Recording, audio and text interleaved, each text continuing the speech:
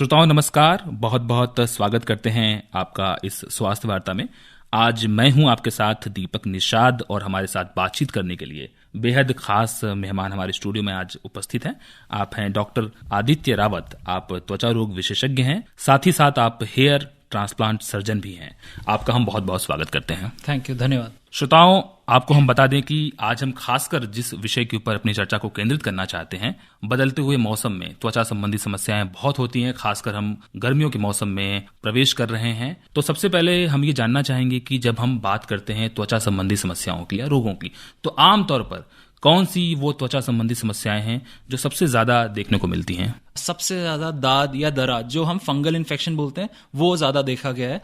और main problem इस चीज का क्या है, आजकल आप देखिए 10 में से 1 या 2 लोग होते हैं जिनको दरार की शिकायत होती है।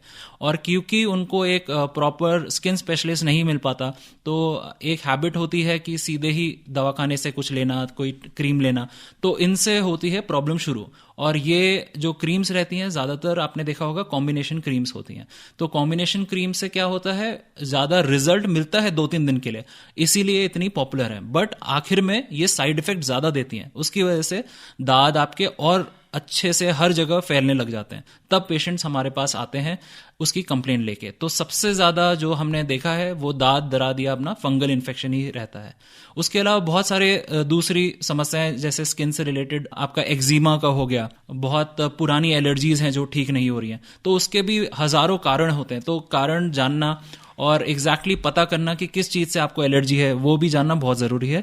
उससे हमें रिजल्ट्स मिलेंगे कि थोड़ा हमारा एलर्जी की दिक्कतें या सोरियासिस, हमारी बहुत सारे स्किन कंडीशंस हैं, उनको थोड़ा आराम मिलने में हमें राहत मिलती है इन सब चीजों से। डॉक्टर साहब, आपने कई सारे रोगों की बात की। सबसे पहले हम दांत के बारे में ही चर्चा करना चाहेंगे कि दांत, आपने बताया कि फंगल इन्फेक्शन होता है, संक्रमण मतलब ये होता है एक तरह का जो कि फंगस से फैलता है। तो डॉक्टर साहब, ये आमतौर पर ये फैलने का कारण क्या होता है किसी व्यक्ति में, और क्या खान पान से भी इसका कोई संबंध होता है? और एक निश्चित मियाद तक यदि इसकी दवा कर ली गई, अगर एक्सपर्ट को, चिकित्सक को दिखा करके, तो क्या ये हमेशा के लिए सही हो जाता है? और ये फैलता इतना ज्यादा क्यों है? देखिए, फंगल इन्फेक्शन, ये जो हमें दाद है, तो ये एक टाइप ऑफ फंगस से फैलता है। तो इसका मुख्य कारण ज्यादातर देखा गया है जो लोग साफ सफाई मेंटेन नहीं करते हैं बहुत सारी जगह। और हमारा देखिए, जो इंडिया का टेम्परेचर भी ऐसा रहता है, जैसे अभी आपने बताया गर्मियां आ रही हैं, थोड़ा उमस बढ़ेगी, बरसात होगी, तो उसमें ह्यूमिडिटी ज्यादा हो जाती है। तो जितना ज्यादा उमस बढ़ती है, उतना फंगल इन्फेक्शन को ग्रो करने में थोड़ा हेल्प मिलता है। और अगर ऑलरेडी टेम्परेचर ज्यादा है और बहुत सारा मॉइस्चर है, ह्यूमिडिटी मेंटेन है, उसमें आप अगर क्लीनलीनेस मेंटेन नहीं कर रहे हैं, साफ सफाई डेली नहा नहीं रहे हैं, और प्लस जैसे मैंने बताया, अगर आप डायरेक्टली किसी जो चर्म रोग विशेषज्ञ नहीं है, किसी से कुछ भी क्रीम उठा के आप लगा रहे हैं, तो ये सब चीजें मिलकर आखिर में फंगस इन्फेक्शन बहुत ज्यादा बढ़ाती हैं।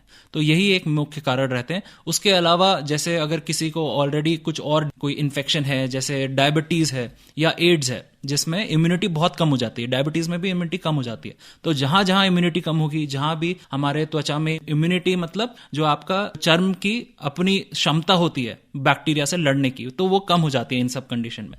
तो वहां भी देखा गया है कि ये फंगल इन्फेक्शन बहुत ज्यादा फैलता है। बट जैसे मैंने बताया, सबसे ज्यादा आजकल जो केसेस, जो परेशान करने वाले केसेस होते हैं, जो पेशेंट सबसे परेशान होकर आते हैं, वो तभी आते हैं जब ये कॉम्बिनेशन क्रीम लगाती हैं, जो ऑल ओवर इंडिया सबसे ज्यादा बिकती हैं, बट साइड इफेक्ट ही ज्यादा होते हैं। जी, बहुत सावधान होने की जरूरत है। और खतरे की घंटी है जो आप बता रहे हैं कि कॉम्बिनेशन क्रीम्स आदमी इस्तेमाल करता है, ओवर द काउंटर जाकर के खरीद लेता है बिना किसी चिकित्सक के परामर्श से, तो इससे बचने की जरूरत है। आपको तुरंत तो उससे राहत, निदान मिलता हुआ नजर आता है, लेकिन वो बाद में साइड इफेक्ट का कारण बनता है और वो आपकी बीमारी लंबित हो जाती है, क्रोनिक बन जाती है। तो डॉक्टर साहब, जो कई वर्षों से मान लीजिए इस तरह की समस्या से जूझ रहे हैं, 2 साल, 3 साल, 4 साल से भी जूझ रहे हैं, तो क्या ऐसे लोगों का भी निदान हो सकता है छोटे ही इलाज में? वही है, जैसे आप बोल रहे हैं, जिनको इतने लंबे टाइम से होता है, उनका हिस्ट्री, जितने भी मैंने अभी तक पेशेंट देखे, और हमारे पास स्किन में दांत के ही सबसे ज्यादा पेशेंट आते हैं, तो सबकी हिस्ट्री जैसे आप बता रहे हैं 3 या 4 साल की, सब ने ऑलमोस्ट 100% ऑफ द पेशेंट जो होते हैं, ये कॉम्बिनेशन क्रीम, जो कहीं से भी इधर उधर उठ के जो डॉक्टर बन जाते हैं, जिनके पास डिग्री भी नहीं रहती है, आप उनके पास जा रहे हैं, आप सबसे इंजेक्शन लगवा दे रहे हैं, तो इस सब से बहुत दिक्कत होती है। और जो लंबे टाइम के पेशेंट्स होते हैं, उन सब में ये हिस्ट्री पाया गया है कि या तो इंजेक्शन लगाने का या तो कॉम्बिनेशन क्रीम। अगर आप थोड़े अच्छे टाइम के लिए 3 से 4 महीने के लिए प्रॉपर ट्रीटमेंट लेते हैं, तो ज़्यादातर पेशेंट्स हमारे काफ़ी अच्छा रिलीफ मिल जाता है उनको, और फंगस काफ़ी ज़्यादा कंट्रोल करने में मदद मिलती है। और 70-80% पेशेंट्स का 2-3 महीने में ही इलाज हो सकता है अगर वो कंटिन्यूअस इलाज लें और प्रॉपर डर्मेटोलॉजिस्ट या स्किन स्पेशलिस्ट से ही लें तब। जी डॉक्टर साहब, बहुत उपयोगी बातें आपने बताई कि प्रॉपर सही इलाज लेना, सही समय तक इलाज लेना, कंटिन्यूअस इलाज लेना बहुत ज़रूरी है, और सही चिकित्सक तक पहुंच बनाना, सही चिकित्सक से संपर्क करना इलाज के लिए, ये भी बहुत आवश्यक है।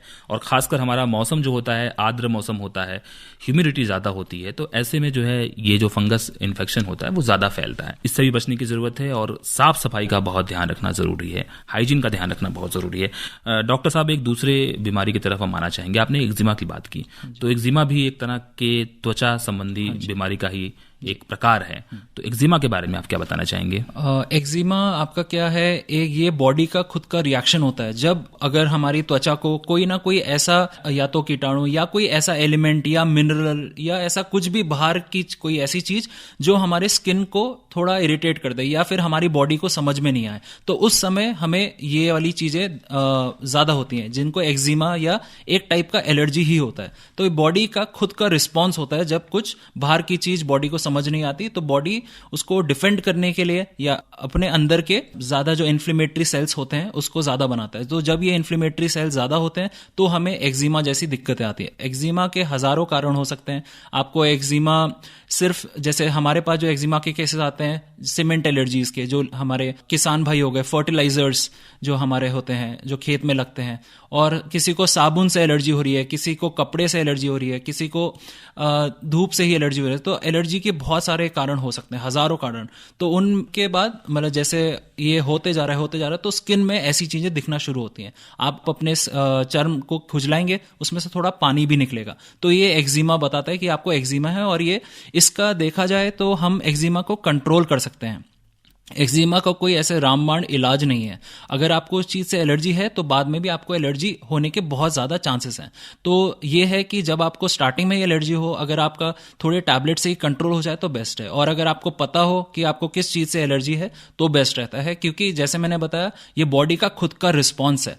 और अगर इस चीज के लिए भी आप बड़े बड़े इंजेक्शंस लगाने लग जाएंगे तो ऑफकोर्स आपको साइड इफेक्ट्स होंगे। तो बेस्ट है आपको एग्जैक्टली पता हो कि आपको किस चीज से एलर्जी है। तो ये एलर्जी टेस्ट भी आते हैं जो शहरों में होते हैं, बट वो थोड़े महंगे रहते हैं। बट उसमें क्या है, आपको 60 से 70 एलिमेंट जो होते हैं वो टेस्ट करा जाता है कि आपको इनमें से किस किस से एलर्जी है। तो वो एक बार पता लग जाए आपको किस से एलर्जी है तो काफी पेशेंट्स बहुत अच्छा रिस्पॉन्स करते हैं। उनकी लाइफस्टाइल, उनका लाइफ काफी अच्छा हो जाता है। जिनको डिप्रेशन है या बहुत चिड़चिड़ापन है, क्योंकि ये एक्जिमा की प्रॉब्लम बहुत सालों से रहती है लोगों को, तो एक बार अगर हमें पता लग जाए किससे है एलर्जी तो फिर उससे बचना बहुत आसान हो जाता है और मतलब लाइफ मॉडिफिकेशन काफी अच्छा हो जाता है। तो पेशेंट को अच्छा एक्जिमा भी एक तरह से एलर्जी का ही प्रकार है। हाँ जी, आपको ये पता करना होता है कि किस प्रकार की एलर्जी आपको है। एग्जैक्टली उस कारण को दूर करके आप एक्जिमा को कंट्रोल कर सकते हैं, मैनेज कर सकते हैं। हाँ जी डॉक्टर साहब, लेकिन इन चीजों को पहचाने कैसे? कई बार हम लक्षण समझ नहीं पाते हैं। कोई फैक्ट्री में काम करने वाले मजदूर हैं, उनको इस तरह की समस्याएं हैं, तो वो समझ भी नहीं पाते हैं कि ये क्या लक्षण है, सोचते हैं ऐसा ही सही हो जाएगा। हाँ जी हाँ जी। तो उसकी पहचान कैसे करें? उसकी पहचान क्या है, पेशेंट को थोड़ा जानकार ज्यादा रहना चाहिए कि उसको पता रहना चाहिए कि ठीक है अभी मैं ग्लव्स मैंने पहन रखे थे, मैं काम करके आया हूं, तो अब अचानक काम के बाद मुझे थोड़ा ज्यादा खुजली होना शुरू हो गई है। या फिर मैं अभी अपने काम से वापस, मैं सीमेंट में कहीं काम करता हूं या फिर मैं खेती से वापस आ रहा हूं तब मुझे थोड़ी खुजली हो रही है। या फिर मैं धूप से वापस आया या फिर मैं धूप में ही हूं और मुझे थोड़ा जलन लग रही है चेहरे पे, तब हो रही है। तो अगर आपको, जैसे मैंने बताया, अगर आपको पता है कि कैसे हो रहा है, थोड़ा आपको जानकार बनना पड़ेगा, क्योंकि ये पेशेंट्स बहुत परेशान रहते हैं। और हमारे पास 20-30% पेशेंट्स ऐसे भी होते हैं जिनको पता होता है कि इनको इन सब चीजों से एलर्जी है।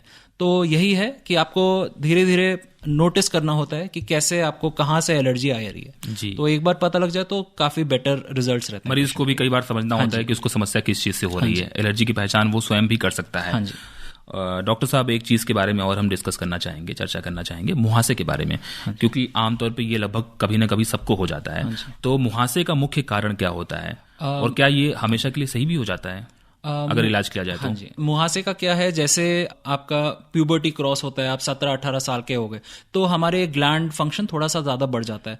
तो उसके साथ जैसे जिनका तेल बहुत ज़्यादा बन रहा है और जिनको प्रॉपर हाइजीन मेंटेन नहीं है, जैसे मैंने आपको बताया, और अगर कोई कॉम्बिनेशन क्रीम लगा रहा है, तो इन सब से मुहासे और ख़राब हो सकते हैं। ये आपका क्या कीटाणु से इन्फेक्शन होता है।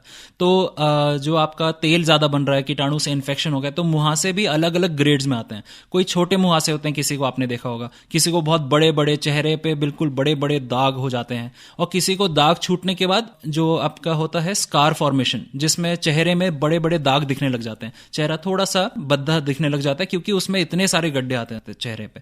तो ये जो सारे पेशेंट्स होते हैं, इनका क्या होता है, इनका बहुत ज्यादा ऑयल प्रोडक्शन होता है, तेल बहुत ज्यादा बनता है। तो इस सब को कंट्रोल करना ज्यादा जरूरी हो जाता है। प्लस इसके और भी कारण होते हैं। अगर आप पानी बहुत कम पी रहे हैं, तो वो एक मुख्य कारण होता है कि उससे स्किन आपका क्लियर नहीं हो पाता।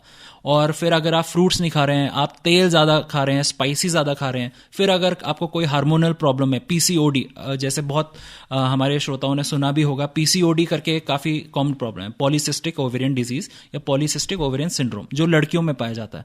तो अगर ये कंडीशन है या फिर कोई थायराइड का प्रॉब्लम है, तब हमारे एक्ने या फिर मुहासे बहुत ज़्यादा बढ़ सकते हैं। तो इसको एग्जैक्टली पता लगाना कि अगर ये तो नहीं है, ये सब ज़्यादा ज़रूरी चीज़ें रहती हैं, जिससे हम अपने मुहासे या एक्ने को काफी हद तक कंट्रोल में लाया जा सकता है। जी, मुहासे के भी कई प्रकार होते हैं और आपका चिकित्सक ही सही मायने में उसे जांच करके पता कर सकता है कि किस कारण से हो रहा है और उन कारणों का निदान करके मुहासे से आपको मुक्ति दिला सकता है।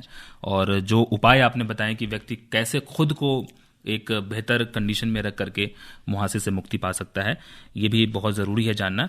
डॉक्टर साहब, एक चीज़ और हम जानना चाहेंगे कि कई बार दाग हमें शरीर में देखने को मिलता है, सफ़ेद दाग, और कई बार आपके स्कैल्प पे, यानी कि बाल के नीचे की जो त्वचा होती है, सिर पे, वहाँ भी ये देखने को मिलता है। तो ये क्या समस्या होती है? देखिए, सफ़ेद दाग के बहुत कारण हो सकते हैं। अगर आपको वो आपके शरीर पे कहीं दिख रहा है, तो उसको एक चर्म रोग विशेषज्ञ को दिखाना ज़रूरी है। वो कुछ भी हो सकता है, या एक फंगल इन्फेक्शन होता है, या आपका ऑटो इम्यून जो विटिलिगो हमने सुना है, जिसमें बिल्कुल ही सफ़ेद हो जाता है, आपका दूध के कलर का सफ़ेद हो जाता है, तो हम उसको विटिलिगो बोलते हैं। बट इसमें एग्जैक्ट डायग्नोसिस करना बहुत ज़्यादा ज़रूरी है। डायग्नोसिस बेटर है रादर दैन अगर आप सीधे कोई केमिस्ट शॉप में फिर कोई कॉम्बिनेशन क्रीम लगा रहे हैं, जो इंडिया में 70-80% लोग करते हैं कि खर्चा ना हो जाए। और ये सब करने के वजह से उनका खर्चा और ज़्यादा बढ़ जाता है जब वो कॉम्प्लिकेशंस के साथ हमारे पास आते हैं। तो एग्जैक्ट डायग्नोसिस करना ज़रूरी है। यही दाग अगर आपके जैसे सफ़ेद दाग, यही आपके अगर चमड़ी पे है, छिक्कल भी निकल रहे हैं, ये आपके सूखा सूखा चमड़ी भी निकल रही है, तो वो भी बहुत सारे कारण हो सकता है। आपको सिर्फ डैंड्रफ हो सकता है, सीबोरिक डर्मेटाइटिस, या आपको सोरियासिस हो सकता है, या कोई इन्फेक्शन, बैक्टीरियल इन्फेक्शन हो सकता है। तो इसको दिखाना बहुत ज़रूरी है, तब उसका ट्रीटमेंट किया जा सकता है। क्या इसका कोई खास उम्र होता है? इसी खास एज ग्रुप में लोगों को होगा, बच्चों में भी खासकर देखा जाता है? विटिलिगो जेनेटिक भी हो सकता है, और फिर कभी कभी ऑटो, जैसे ये ऑटो इम्यून कंडीशन है, जैसे मैंने आपको एक्जिमा बताया, ऑलमोस्ट वैसा ही मैकेनिज्म विटिलिगो में भी होता है। उसमें क्या होता है, एक्जिमा मैंने आपको जैसे बताया, वहां हमारे खुद के बॉडी के सेल्स रिएक्शन ज्यादा करते हैं और बहुत ज्यादा एक साथ आ जाते हैं, तो उस समय हमारा स्किन ऐसे बनने लगता है। विटिलिगो में क्या होता है, जैसे मैंने आपको बताया, जो सफेद दूध के सफेद जैसे चर्म हो जाता है, उसमें हमारा जो पिगमेंट होता है मेलानिन, वो उसी पे अटैक करने लग जाता है। तो अगेन जैसे मैंने बताया, ये अगेन आपका ऑटो इम्यून कंडीशन है विटिलिगो, जिसमें बॉडी खुद ही अपने पिगमेंट सेल्स मार रही है। तो ये हम किसी भी एज में देख सकते हैं, और इसको भी कंट्रोल में ही लाया जा सकता है, सर्जरी के द्वारा, या फिर नीडल्स के द्वारा, या फिर क्रीम्स के द्वारा, फिर फोटोथेरेपी होती है। बहुत सारी चीजें हैं जिससे विटिलिगो का इलाज हो सकता है, अगर ये विटिलिगो है तब। डॉक्टर साहब, गर्मियों के मौसम में कई बार हम देखते हैं कि घमौरी की समस्या है, दाने निकल जाते हैं। इसके निदान के लिए आप क्या सुझाव देना चाहेंगे? हाँ जी, तो ये घमौरियां, और जैसे हमारे मेडिकल टर्म्स में इसको हम मलेरिया बोलते हैं, तो इसमें क्या होता है कि स्वेटिंग बहुत ज्यादा हो रही है, आपको पसीना बहुत ज्यादा आ रहा है, और गर्मी का मौसम है, और आपने सिल्क का कपड़ा पहन रखा है, तो सिल्क में क्या होता है, उतना एरेशन नहीं हो पाता है। तो हमेशा ये याद रखिए कि आप गर्मियों में कॉटन के कपड़े, अच्छे कॉटन के कपड़े पहनिए, जिससे आपका जो पसीना है वो रुके ना। जहां पसीना रुका, आपको घमौरियां की समस्याएं होने लग जाएंगी। और सबसे ज्यादा जरूरी, आप डेली का डेली नहाइए, और अपना डेली जब भी सुबह आप उठें तो नए धुले हुए कपड़े हो, और आपका बेडशीट चेंज हो, और आपको पसीना भी आता है, तो आप जितना साफ सफाई रखेंगे, आपको घमौरियां की दिक्कतें कम होते रहेंगी। फिर घमौरियां झुरमुरियों के साथ क्या है, थोड़ा सा इन्फेक्शन आने लग जाता है, पीठ में बहुत सारे पिंपल्स, मुहासे टाइप बनने लग जाते हैं। तो उन सब का इलाज बहुत ईजी है। उसमें यह है कि आप अगर दिखाएं तो हमारे पास पाउडर्स होते हैं, क्रीम्स होती हैं, उससे हम उसको कंट्रोल में ला सकते हैं विदाउट साइड इफेक्ट। बट वही है, सबसे ज्यादा जरूरी है, जैसे गर्मियां आ रही हैं, सबसे ज्यादा जरूरी है क्लीनलीनेस, साफ सफाई रखना, डेली का डेली नहाना, साफ सफाई रखना बहुत जरूरी है। और कपड़े ऐसे पहनिए आपकी जिससे एरेशन, हवा जो है हाँ जी पास हो सके, ये बहुत जरूरी है। डॉक्टर साहब, बहुत अच्छा उपाय आपने बताया। यहाँ पर एक और मर्ज के बारे में हम चर्चा करना चाहेंगे, कुष्ठ रोग के बारे में। तो ये क्यों होता है और क्या कुष्ठ रोग कई बार विकृत रूप धारण कर लेता है? इसका इलाज संभव है क्रोनिक होने के बावजूद? कुष्ठ रोग का इलाज संभव है अगर आप एग्जैक्ट प्रॉपर ट्रीटमेंट ले रहे हैं। बट कुष्ठ रोग को डायग्नोस करना या पता लगाना थोड़ा सा दिक्कत हो जाता है, क्योंकि ये कैसे भी आपको प्रेजेंट कर सकता है। जैसे आपने बताया सफेद दाग, वो सफेद दाग की तरह भी दिख सकता है, बिल्कुल दूध का सफेद जैसे दाग नहीं होता है, बट सफेद दाग जैसे भी हो जाए तो कोई उसको दरात की तरह, आपका जैसे दाद हो गया तो कोई दाद की तरह ट्रीटमेंट उसका शुरू कर दिया। बट आप उसको आइडेंटिफाई या पहचानेंगे कैसे कि कुष्ठ रोग होने की चांसेस कैसे हैं?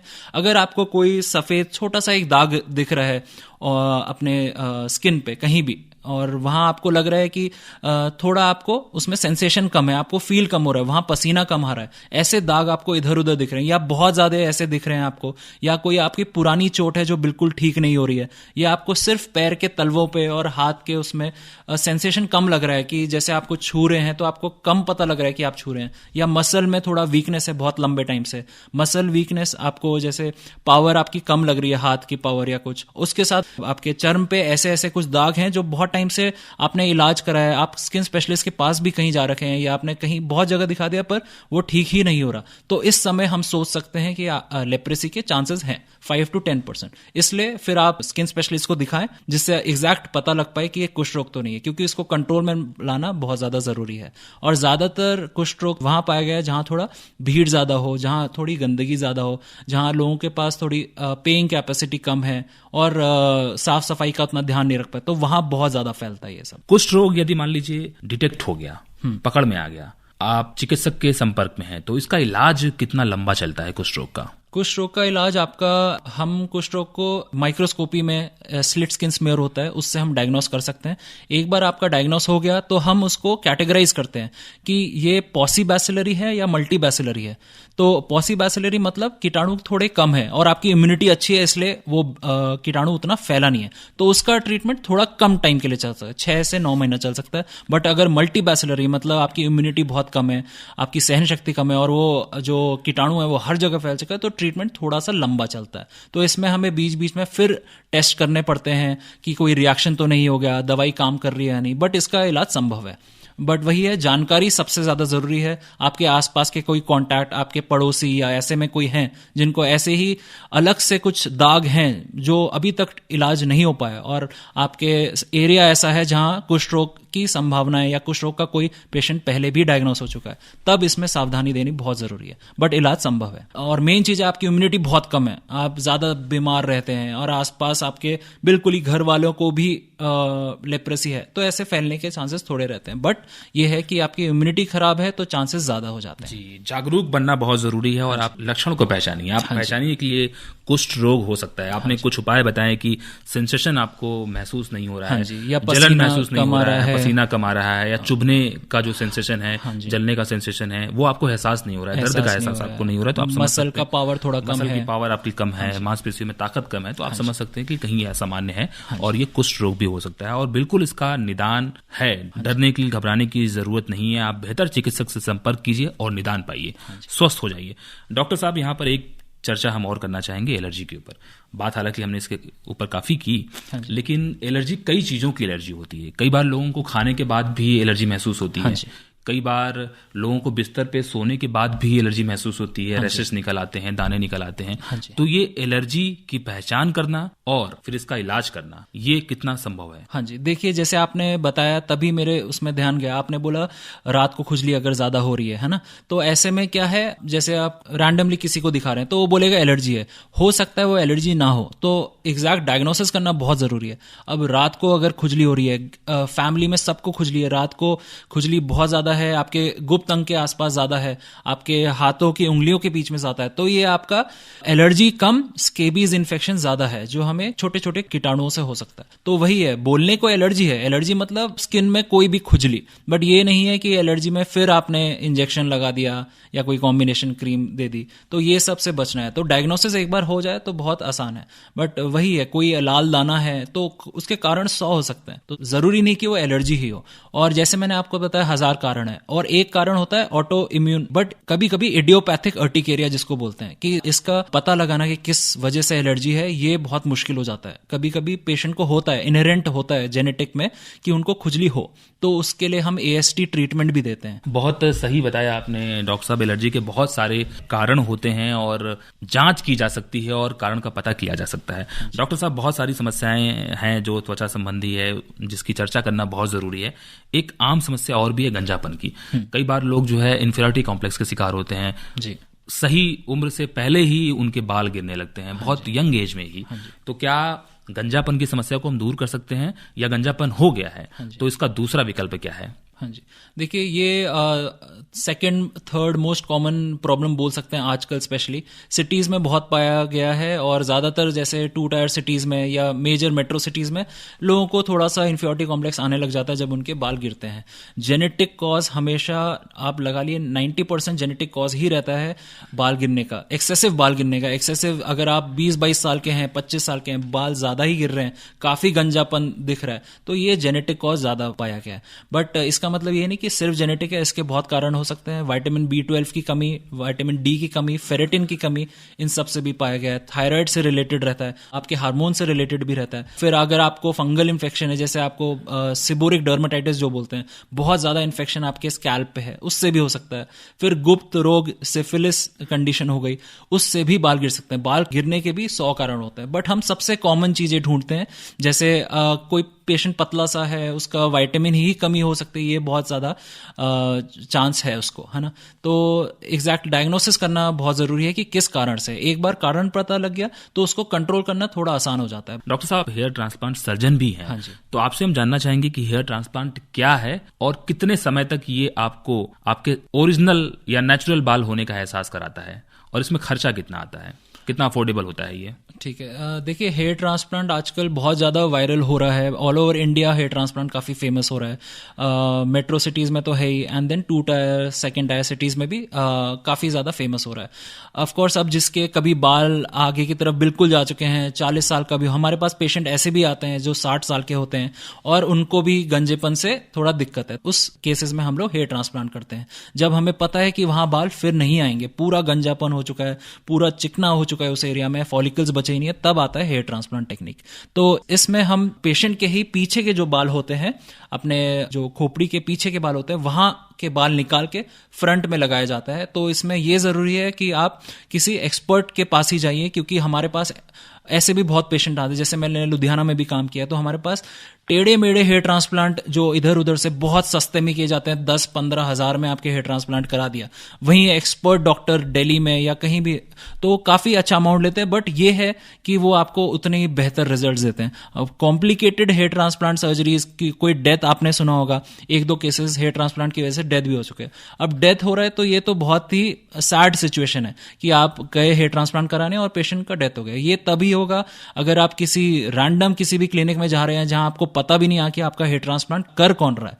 तो ये जरूरी है कि आप जैसे हाई कोर्ट ऑफ चेन्नई ने भी बोला था, हेयर ट्रांसप्लांट सर्जरी सिर्फ MCH प्लास्टिक सर्जन और डर्मेटोलॉजिस्ट द्वारा ही की जानी चाहिए। बहुत जटिल ये चिकित्सा पद्धति है, और अगर आप सही विशेषज्ञ के पास जाते हैं तो इसे बहुत आसान बनाया जा सकता है।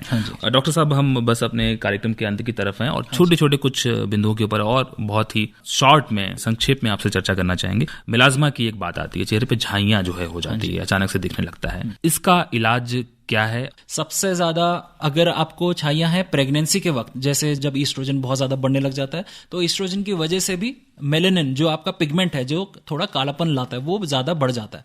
तो उसको हम क्लोएज्मा बोलते हैं, या प्रेगनेंसी वाला मिलाज्मा या प्रेगनेंसी वाली छाइयां। वो धीरे धीरे प्रेगनेंसी के खत्म होते होते कम हो जाएंगे। बट जैसे वैसे दूसरे पेशेंट है मिलाज्मा वाले, छाइयां वाले, तो उसका इलाज पॉसिबल है क्रीम से।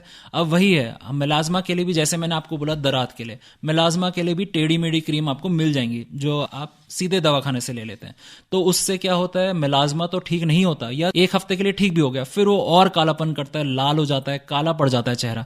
तो मिलाज्मा के लिए भी ट्रीटमेंट है बहुत सारे। सबसे ज्यादा जरूरी यही है कि आप धूप से बचें। धूप से सबसे ज्यादा केसेस आते हैं मिलाज्मा के।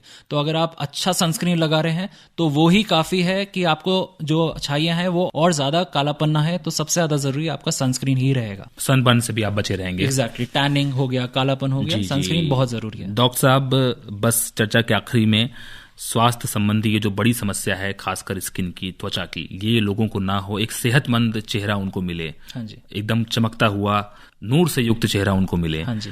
इसके लिए स्किन केयर रूटीन के बारे में आप बताइए, और खासकर खाने के ऊपर हम अगर केंद्रित करना चाहें। हमारा हमेशा लक्ष्य स्किन स्पेशलिस्ट का क्या रहता है कि चेहरे को साफ रखे, ना कि गोरा बनाना। चेहरा जिसका जैसा है वैसा है, ठीक है। जिसका गोहिया रंग है, थोड़ा काला रंग है, थोड़ा गोरा है, वो वैसा है। बट चेहरा स्मूथ रहे, वहां उस पे छाइया ना है, या फिर आपके दराद ना है, या कोई पिंपल ना है। तो हमें चेहरे को हेल्दी रखना बहुत ज्यादा जरूरी है। अगर आप खाने की बात करिए तो सबसे पहले है पानी। अगर आप 6 से 8 ग्लास पानी नहीं पी रहे हैं तो ऑफकोर्स आपका चेहरे में नमी कम रहेगी। नमी कम रहेगी तो आपका चेहरे का क्वालिटी जो है वो खराब रहेगी। तो जब चेहरे की क्वालिटी खराब रहेगी तो ज्यादा चांसेस है कि आपका चेहरे में झुर्रियां आए, फिर आपके चेहरे में छाइयां के चांसेस ज्यादा बढ़ जाएंगे, पिंपल के चांसेस ज्यादा बढ़ जाएंगे, कालापन, टैनिंग, बर्न के चांसेस ज्यादा है। तो स्किन हेल्थ के लिए जो है सबसे ज्यादा जरूरी है पानी, जैसे मैंने बताया। उसके अलावा देखा गया है आपका अनार, डेली के डेली एक अनार खाना, या कोई सिट्रस फ्रूट खाना, नींबू, हनी हो गया आपका।